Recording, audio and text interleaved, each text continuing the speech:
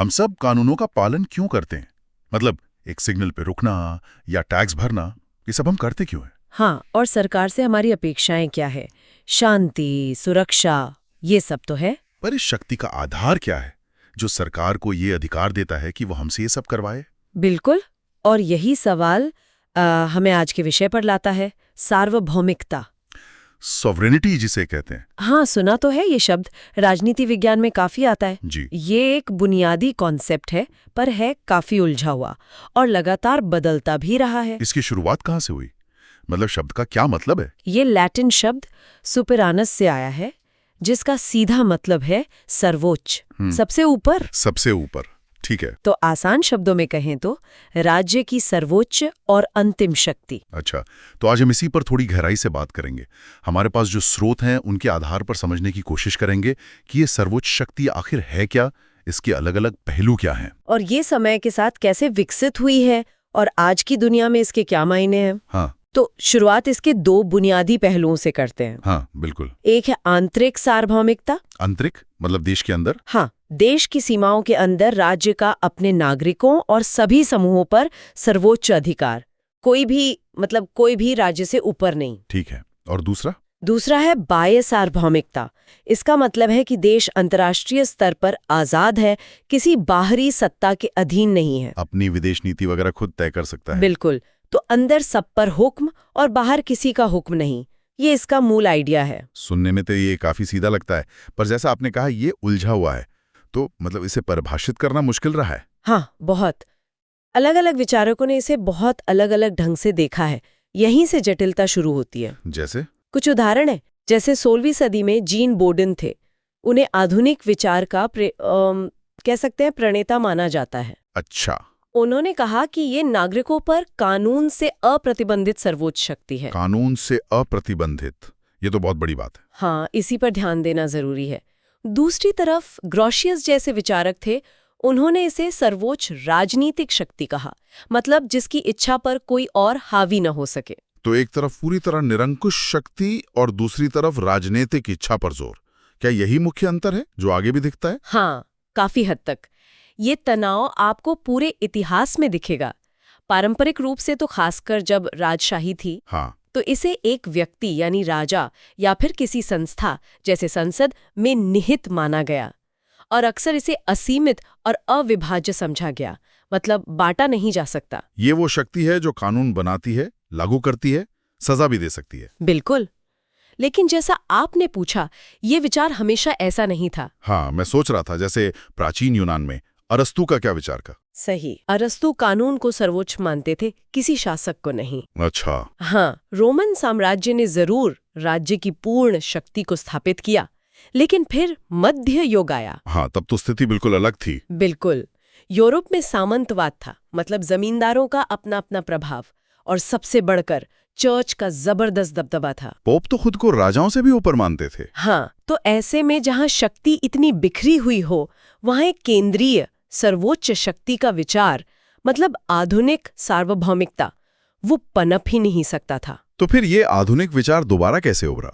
आपने बोर्डन का नाम लिया था। जी, बोर्डन ने इसे राष्ट्र राज्य नेशन स्टेट के उदय के साथ फिर से मजबूती दी। फिर 17वीं 18वीं सदी में सामाजिक अनुबंध के विचारक आए। सोशल कॉन्ट्रैक्ट वाले हॉब्स, लॉक, रूसो। हाँ, वही। उन्होंने इसे और विकसित किया, पर अलग अलग दिशाओं में। जैसे थॉमस हॉब्स ने कहा कि शांति और व्यवस्था के लिए लोगों ने एक निरंकुश शासक को अपनी सारी शक्तियां सौंप दी, और उसकी आज्ञा ही कानून है। हाँ, हॉब्स के लिए। लेकिन रूसो और लॉक इससे सहमत नहीं थे। नहीं थे? बिल्कुल नहीं। रूसो ने तो जन इच्छा यानी जनरल विल का सिद्धांत दिया कि असली सार्वभौमिकता जनता की सामूहिक इच्छा में है, सरकार तो बस उसके एजेंट है। और लॉक? जॉन लॉक ने सीमित सरकार की बात की, जो जनता की सहमति पर आधारित हो, जिसके अधिकार सीमित हो। तो मतलब एक ही दौर में कितने अलग अलग विचार आ गए? निरंकुश, जन आधारित, सीमित। बिल्कुल। और फिर फ्रांसीसी क्रांति जैसी घटनाओं ने, हाँ, उसने तो जन सार्वभौमिकता के विचार को बहुत बल दिया होगा। सही कहा, उसने इसे स्थापित कर दिया। फिर 19वीं सदी में राष्ट्रवाद का उभार हुआ, औद्योगिक क्रांति हुई, इन सब ने राज्य की भूमिका को और बढ़ाया। हेगेल जैसे दार्शनिकों ने तो राज्य को लगभग दैवीय दर्जा दे दिया था ना? हाँ बिल्कुल। और इसी पृष्ठभूमि में फिर जॉन ऑस्टिन ने अपना कानूनी सिद्धांत दिया, जिस पर हम आगे बात करेंगे। ठीक है, पर उससे पहले स्रोतों में कुछ प्रकारों का भी जिक्र है, जैसे वास्तविक बनाम नाम मात्र। ये क्या चीज है? हाँ, ये अंतर समझना आसान है। नाम मात्र वो होता है जिसके नाम पर शासन चलता है, पर जिसके पास असल शक्ति नहीं होती। जैसे ब्रिटेन की महारानी या भारत के राष्ट्रपति। अच्छा, और वास्तविक? वास्तविक सार्वभौम वो है जिसके पास असल में शक्ति होती है, जैसे ब्रिटेन में संसद और कैबिनेट, या भारत में प्रधानमंत्री और मंत्रिपरिषद। ठीक है, ये तो स्पष्ट है।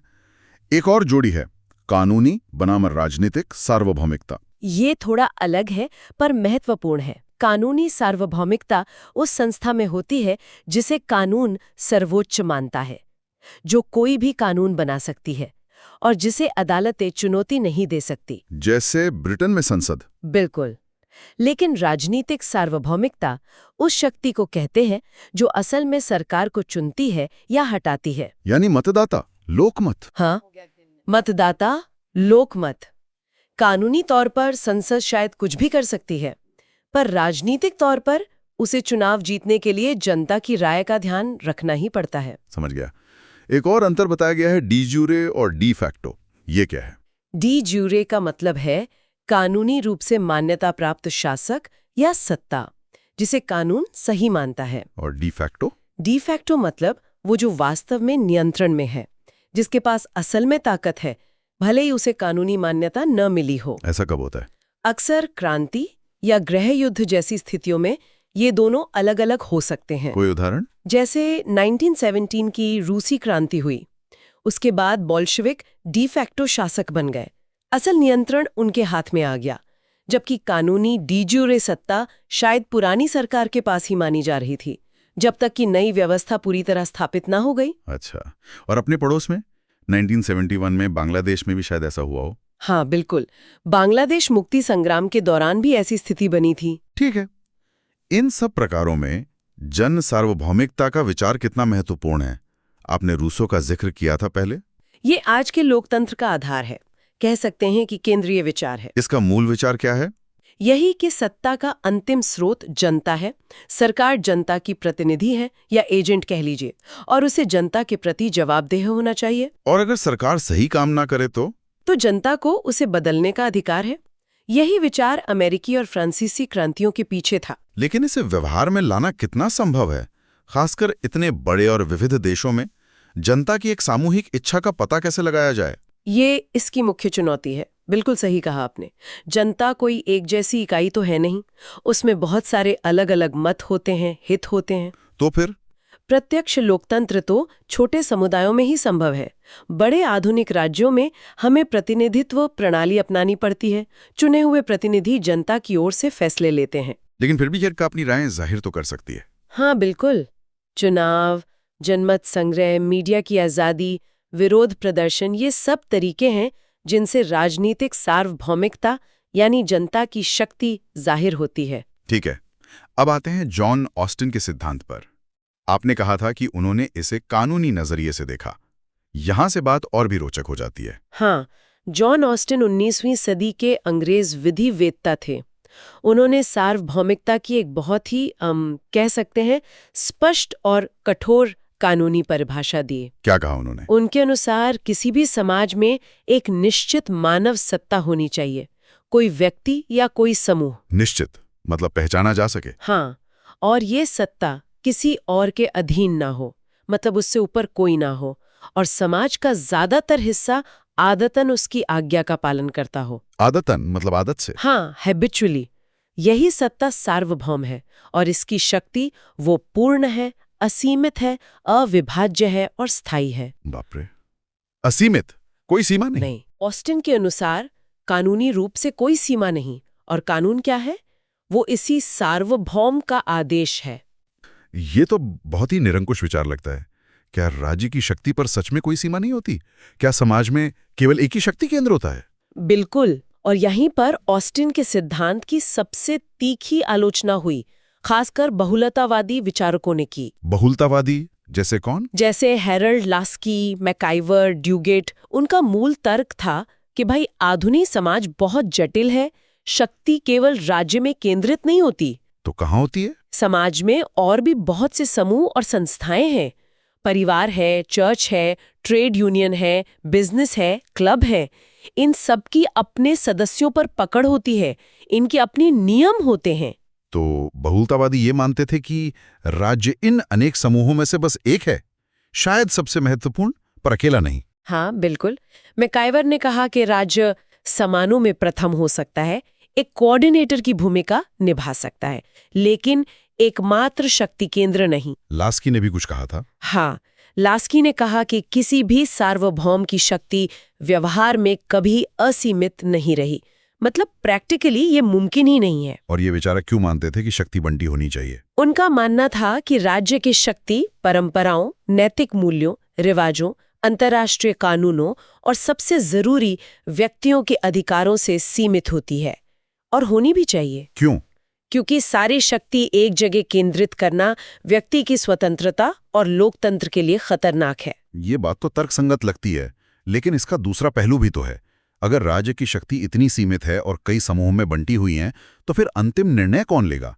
टकराव की स्थिति में क्या होगा? हाँ, यही बहुलतावाद की आलोचना का मुख्य बिंदु है। क्या इससे अराजकता नहीं फैलेगी? आलोचकों का यही कहना है कि समाज में व्यवस्था बनाए रखने के लिए और अलग अलग समूहों के बीच झगड़े सुलझाने के लिए एक अंतिम निर्णायक सत्ता जरूरी है, और वो राज्य ही हो सकता है। खासकर आज के दौर में जब राज्य इतने सारे काम करता है, कल्याणकारी राज्य की भूमिका। बिल्कुल। वेलफेयर स्टेट को तो सामाजिक न्याय और विकास के लिए व्यापक शक्तियों की जरूरत होती ही है। फिर भी बहुलतावाद ने ये बात तो स्थापित कर दी कि राज्य की शक्ति असीमित नहीं है और समाज के दूसरे समूहों की अपनी जगह, अपनी स्वायत्तता है, जिसका सम्मान होना चाहिए। ये बहस तो आज भी जिंदा लगती है ना? राज्य की शक्ति और समाज के बीच संतुलन की। हाँ, बिल्कुल। अच्छा, अब बात करते हैं आज के दौर की। दुनिया जैसे सिकुड़ रही है, ग्लोबल विलेज बन रही है। इस वैश्वीकरण ने, इस ग्लोबलाइजेशन ने पारंपरिक सार्वभौमिकता के सामने क्या नई चुनौतियां खड़ी की हैं? चुनौतियां बहुत गंभीर हैं और इन्होंने सार्वभौमिकता की पूरी अवधारणा को कह सकते कि हिला के रख दिया है। कैसे? कई विचारक जैसे डेविड हेल्ड बताते हैं कि कई स्तरों पर बदलाव आया है। पहला तो सीमाओं पर नियंत्रण कमजोर हुआ है। मतलब लोग, सामान, पैसा, सूचनाएं, विचार, ये सब पहले से कहीं ज्यादा तेजी से और आसानी से सीमा पार कर रहे हैं। सरकारों का इन पर पूरा नियंत्रण रखना मुश्किल हो गया है। हाँ, ये तो दिखता है यार। दूसरा, वैश्विक पूंजी प्रवाह। पैसा दुनिया भर में इतनी तेजी से घूम रहा है कि कोई भी देश अपनी अर्थव्यवस्था को पूरी तरह अलग थलग नहीं रख सकता। तो सरकारों की आर्थिक नीतियां प्रभावित होती हैं इससे? बहुत ज्यादा। नीतियां बनाते समय उन्हें अंतर्राष्ट्रीय बाजार और निवेशकों की प्रतिक्रिया का ध्यान रखना पड़ता है। यानी राष्ट्रीय आर्थिक नीति पर पूरा नियंत्रण रखना वो अब संभव नहीं रहा। और क्या बदलाव है? तीसरा, कई मुद्दे अब वैश्विक हो गए हैं, जैसे रक्षा, पर्यावरण, महामारी, संचार। इन पर अंतर्राष्ट्रीय सहयोग अनिवार्य हो गया है। कोई एक देश अकेले इनसे निपट ही नहीं सकता। सही बात है। चौथा, अंतर्राष्ट्रीय संस्थाओं का प्रभाव बढ़ा है, जैसे संयुक्त राष्ट्र, यूएन, विश्व व्यापार संगठन, WTO, अंतर्राष्ट्रीय मुद्रा कोष, IMF, विश्व बैंक। इनका क्या प्रभाव पड़ता है? कई बार इन संस्थाओं की सदस्यता या उनसे मिलने वाली मदद की शर्तें देशों की नीतियों को सीधे तौर पर प्रभावित करती हैं। इसे एक तरह का वैश्विक शासन, ग्लोबल गवर्नेंस कह सकते हैं। वैश्विक शासन मतलब कोई विश्व सरकार तो नहीं है? नहीं, विश्व सरकार नहीं है, पर नियमों, संस्थाओं और प्रक्रियाओं का एक जटिल जाल है जो राष्ट्रीय सीमाओं के पार काम करता है और देशों के व्यवहार को नियंत्रित करता है। क्या हम कुछ ठोस उदाहरण देख सकते हैं?